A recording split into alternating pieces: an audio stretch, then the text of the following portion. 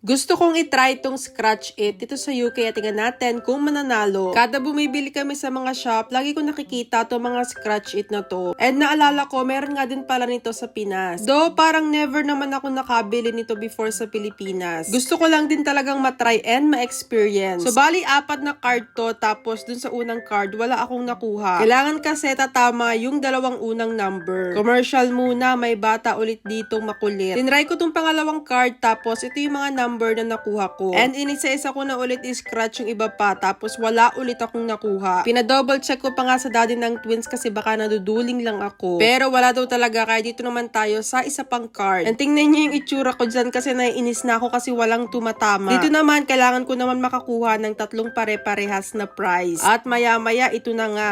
We have £50 here. Oh, tatlo. You got all excited.